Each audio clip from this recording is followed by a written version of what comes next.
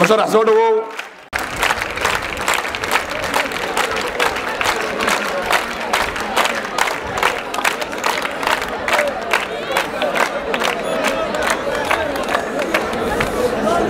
هاجاك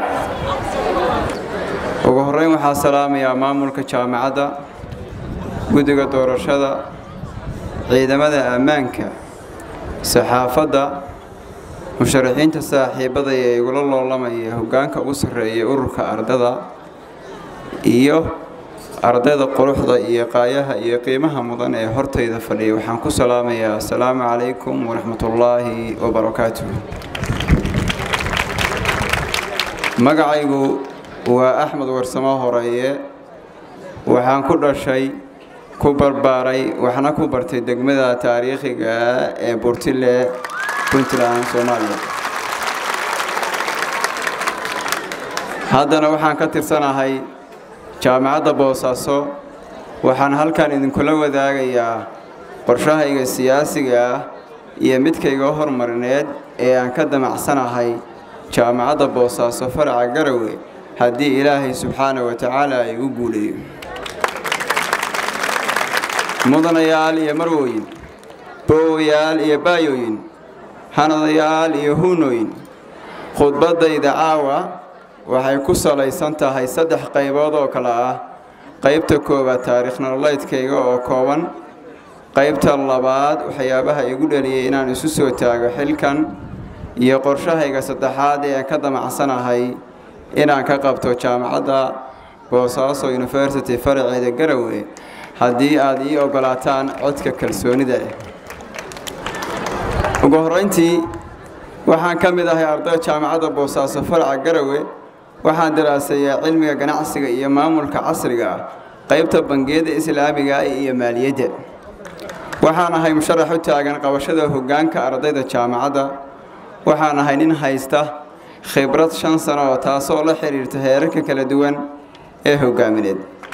waxaan ka soo shaqeeyay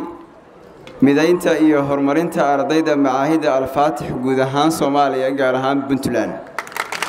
waxaan ka mid ahaa aasaasayashii ururka midnimo iyo ururka isxilqaan oo ka shaqeyn jiray horumarinta waxbarashada iyo aadanaha ee Puntland waxaan ahaa muddo dhowr sano ah bare soo barbaariyay ubax idinkeeda la mid ah oo ka soo baxay dhammaan iskuulada Puntland gaar ahaan iskuulada sare ee Burtile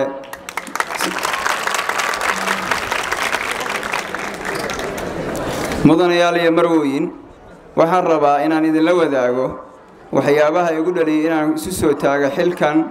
oo ah hoggaaminta ardayda jaamacadda Boosaaso kadib markaa arkay baahida loo qabo hoggaan ku suntan hawlkarnimo daacad iyo horsocod 2 kadib markaa arkay hawlaha shaqo ee waqtigu u saamixi waayay inay dhammaystiraan guddoonkii inaga horeeyay 3 kadib markaa arkay baahida loo qabo in la helo maamul macallimiin arday iyo bulsho wada jirta 4 kadib markaa arkay oo qiimeeyay tala soo jeedinta iyo codsiyada iga imaanayay ardayda walaalaha ee qalin wadaagta ah ee aan ku kulanay UOB University 5 kadib markaan garowsaday hibadeyda hoggaamineed iyo khibradaan u leeyahay hagida bulshada iyo hoga tusaaleynta waxaan go'aansaday inaan isu soo taago xilka guddoominimo ee ururka ardayda jaamacadda Boosaaso University fikir iyo talo wadaag dheer kadib waxaan go'aansaday walaalayaal inaan isu soo taago xilkan oo ah mid aad iyo aad u culus waxaan dareensan lahay haddaan guuleysto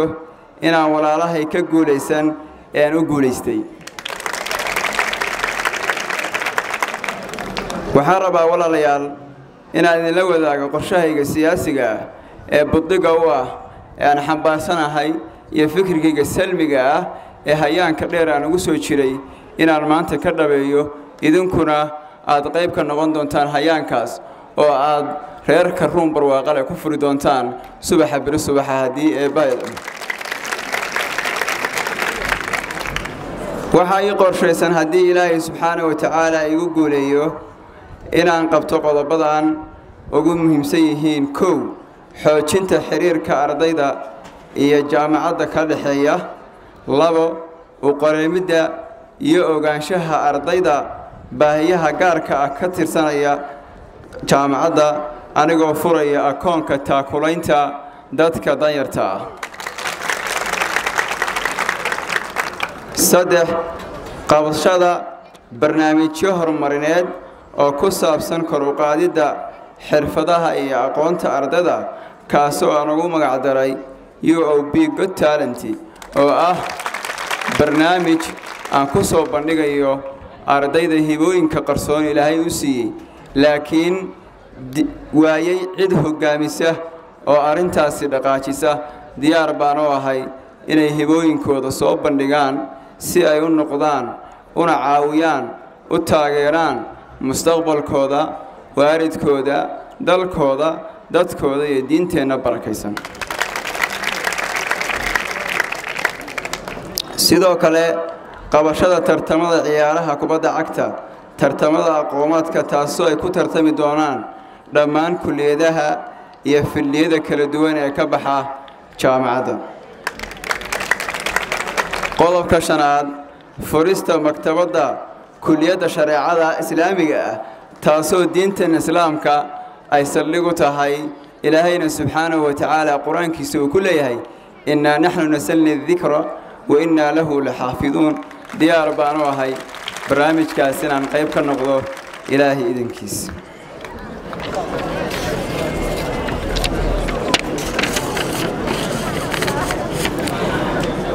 walaalayaal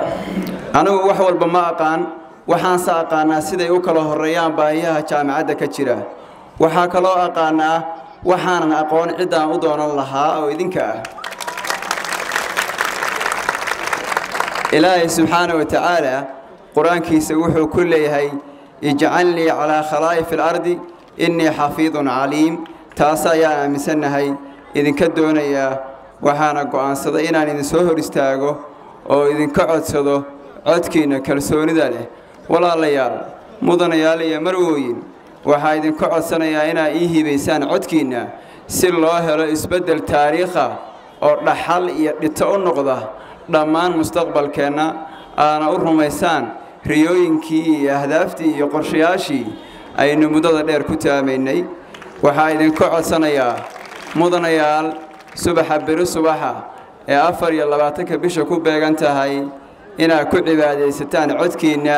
uguna hiilisaan isbedelka si loo helo hogaamiye wanaagsan oo bulshada iyo guud ahaan dadka Soomaaliyeed u horseedi kara wanaag iyo sharaf